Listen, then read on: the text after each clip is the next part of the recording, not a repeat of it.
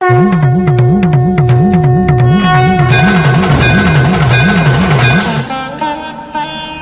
दुख का मूल कारण भी तो यही है ऋषि भृगु।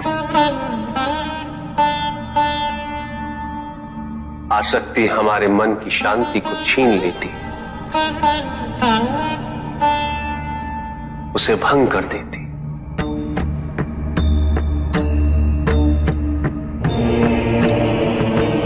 हमारी बुद्धि को स्थिर नहीं रहने देती, उसे चंचल बना देती।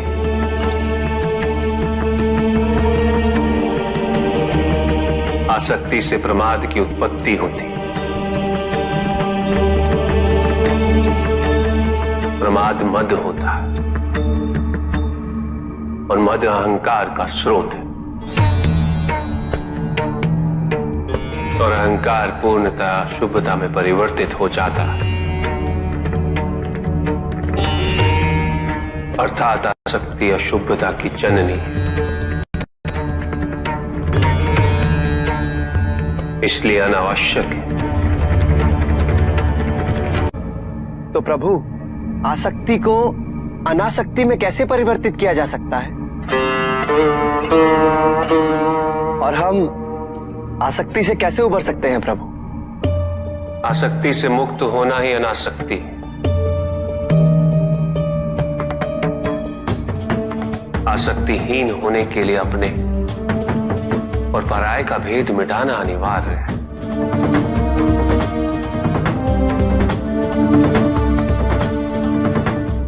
और यह तभी संभव होगा जब हम सुख की खोज बाहर नहीं, अपने भीतर करें। जब हम यथार्थ को पहचानें, उसे स्वीकार करें।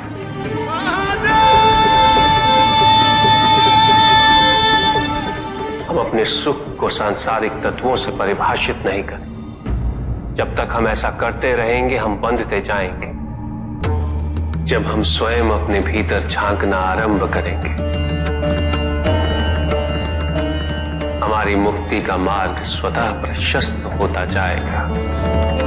महादेव, आपने हमें दुख का कारण तो बता दिया। प्रभु, ये विवाह मुझे स्वीकार्य नहीं है प्रभु। मैं मेरे जीवन का प्रत्येक क्षण आपकी सेवा में समर्पित करना चाहता हूं।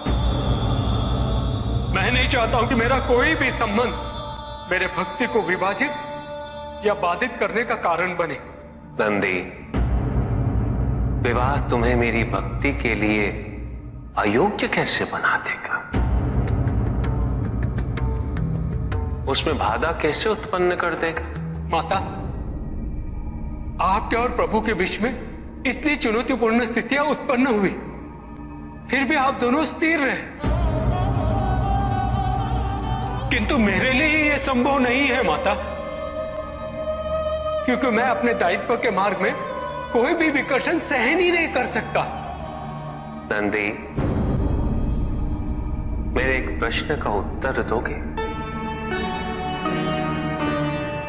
पहले तो तुम केवल मेरे प्रति ही समर्पित थे, किंतु अब तुम मेरे साथ साथ पार्वती की भी आराधना करते हो।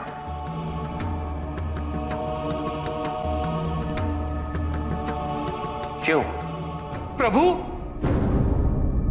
माता आपके अर्धांगिनी है, आपकी पूरक, जिस प्रकार आप उनके पूरक हैं।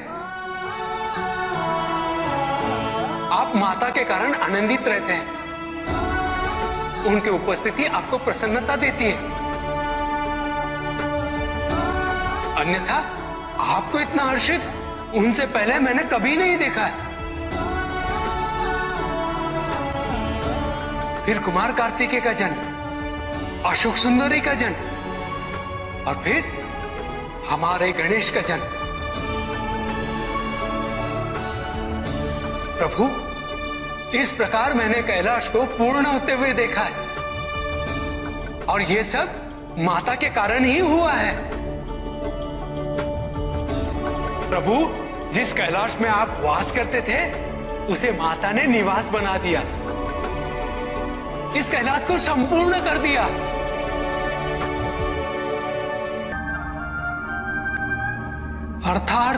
अर्थात व्यक्ति की पूर्णता हेतु विवाह आवश्यक है नंदी। जैसे स्वामी और हम एक दूसरे के पूरक हैं, उसी प्रकार तुम्हारी अर्धांगिनी और तुम एक दूसरे के पूरक बनोगे। विवाहित जीवन की अनुभूति, परिवार का सुख, उसके सुख और उसकी सुरक्षा के लिए संघर्ष, ये सभी अनुभूतियां व्यक्ति के विकास के लिए अनिवार्य है नंदी।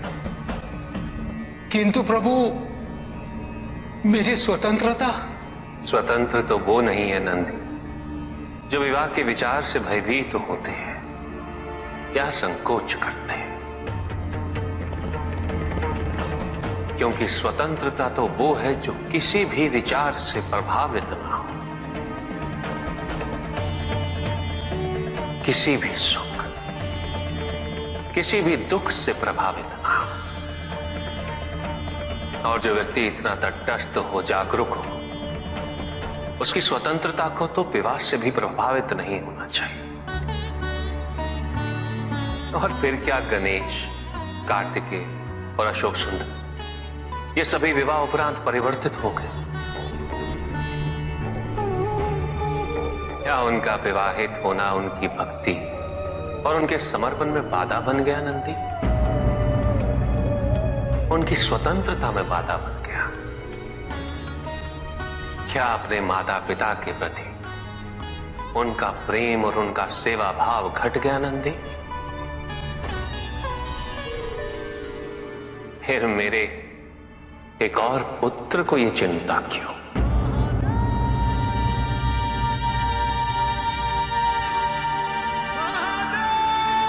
ये भय क्यों नंदी?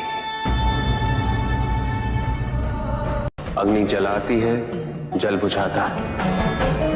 दोनों के कार्य क्षेत्र पूर्व परिभाषित और भिन्न है। दोनों एक दूसरे को प्रतिस्थापित नहीं कर सकते। इसी प्रकार इस समस्त संसार में सभी की भूमिका पूर्व परिभाषित। संसार की यही विविधता इसकी विशेषता भी है।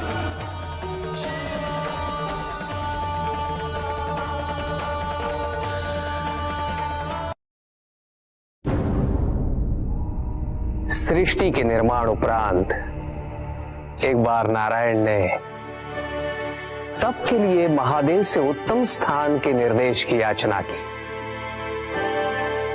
महादेव ने अपनी प्रेरणा से समस्त तेज संपन्न अत्यंत शोभायमान पंचकोशी नगरी का निर्माण किया।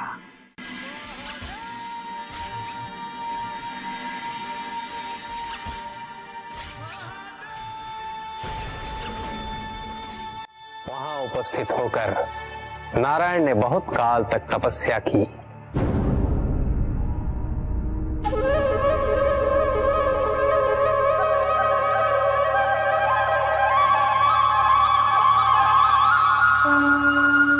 नारायण की तपस्या के अनंतर ही उस क्षेत्र में महादेव की कृपा से अनेक नदी नद सरिताएं उत्पन्न हुई।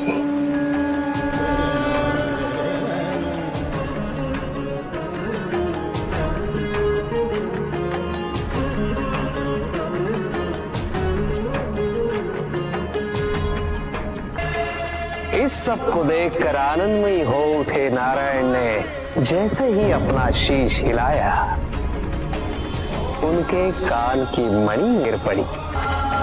मणिकर्णिका के उस पंचकोश वाले विस्तृत क्षेत्र को महादेव ने अपने त्रिशूल पर धारण किया। महादेव ने अपनी शक्ति से उस पंचकोशी तीर्थ को सभी 14 लोकों से पृथक रखा और आगे इन सब से अलग उसको मृत्युलोक में स्थापित किया। नारायण की यह मणिकर्णिका हमारे द्वारा निर्मित इस विश्व में स्थान पाए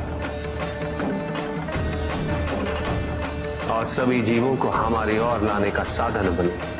महादेव, आपने कहा था कि आप इसे इस लोक में स्थापित करेंगे। अब समय आ गया है। महादेव की कृपा से उस मणिकर्णिका का विस्तार पंचकोश तक हो गया। ये मणिकर्णिका पंचकोश की काशी बनकर इस पृथ्वी पर सदैव रहेगी। यह अविनाशी है, चिरकाल तक।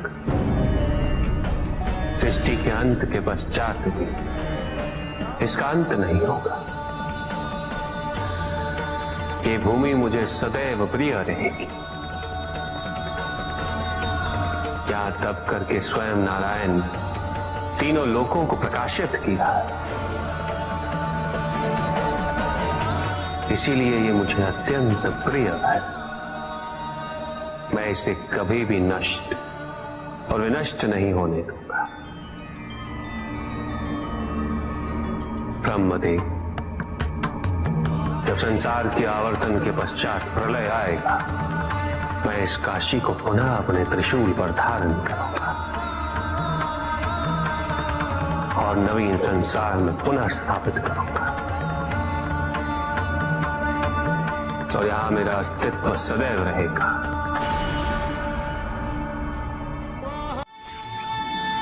महादेव ने उस क्षेत्र से अपने आत्मिक योग को ध्यान में रखते हुए अपने ज्योतिर्लिंग को वहां स्थापित किया, जो इस क्षेत्र से कदापि पृथक नहीं हो सकता।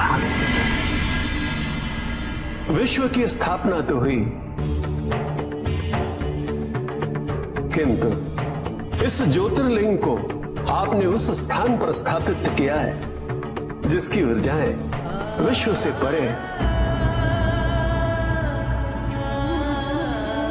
इस ज्योतिर्लिंग को विश्वेश्वर ज्योतिर्लिंग के नाम से जाना जाएगा।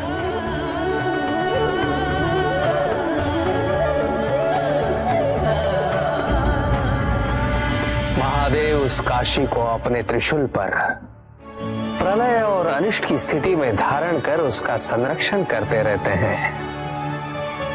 इसीलिए ये क्षेत्र सभी लोगों से न्यारा है। नारायण की मणि गिरते ही उस स्थान का नाम मणिकर्णिका तीर्थ पड़ गया। और दुख का मूल कारण भी तो यही है ऋषि भृगु। आसक्ति हमारे मन की शांति को छीन लेती, उसे भंग कर देती।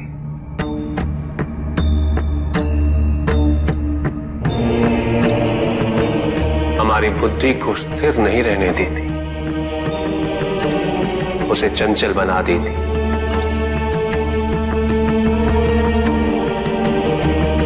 आसक्ति से प्रमाद की उत्पत्ति होती, प्रमाद मद होता है और मद अहंकार का स्रोत है। और अहंकार पूर्णतः शुभता में परिवर्तित हो जाता है, अर्थात आसक्ति अशुभता की जननी।